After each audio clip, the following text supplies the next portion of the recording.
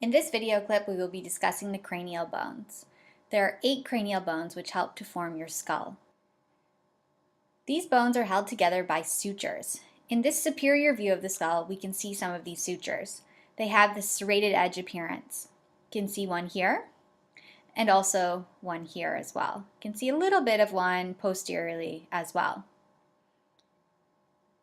Sutures are fibrous joints. They're held together by fibrous tissue, and they're immobile.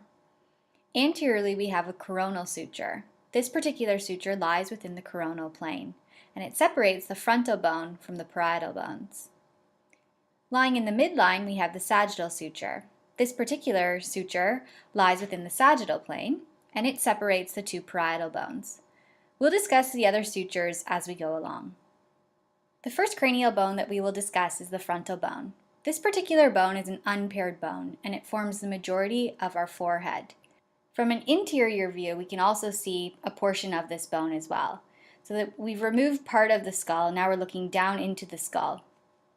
Anteriorly, we have the squamous part, this flat part of the frontal bone. Whereas from an interior view, we can see the orbital part, which helps to form part of our orbit, which is another name for our eye socket. Connecting the frontal bone with the parietal bone, we have the coronal suture. From both the superior and lateral view, we can see that we have 2 parietal bones. These particular bones we say are paired. Connecting the 2 parietal bones, we have the sagittal suture, which we can see from a superior view, and we can see a bit of it here from a posterior view as well.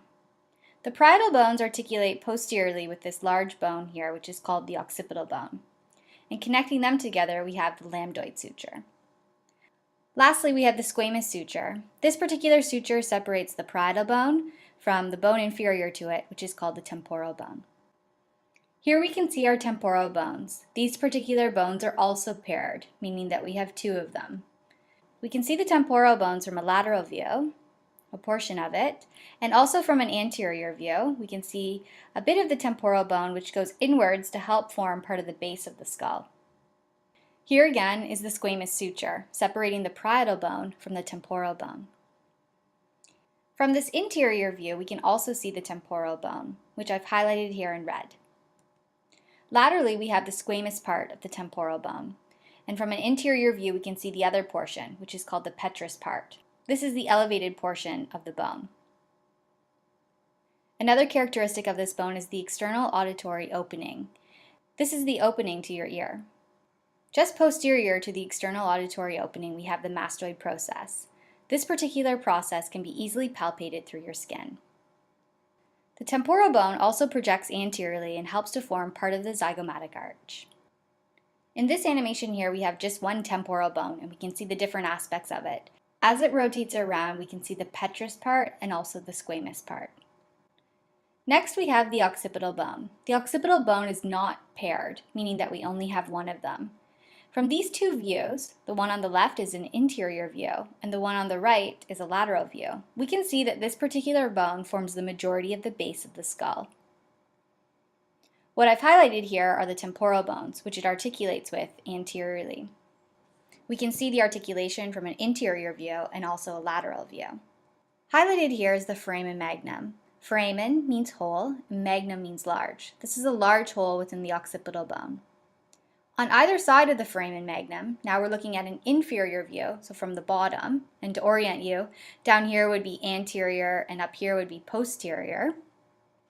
We can see on either side of the foramen magnum these condyles. These are elevated projections coming off of the occipital bone, and this is where the first vertebrae will attach, C1. Next we have the sphenoid bone. The sphenoid bone is a very unique bone in the cranium. We refer to it as the keystone of the cranium because it articulates with all of the other bones in the skull. We can see it from an anterior view, helping to form the posterior aspect of our orbit or our eye socket. We can also see it from an inferior and also interior view as well.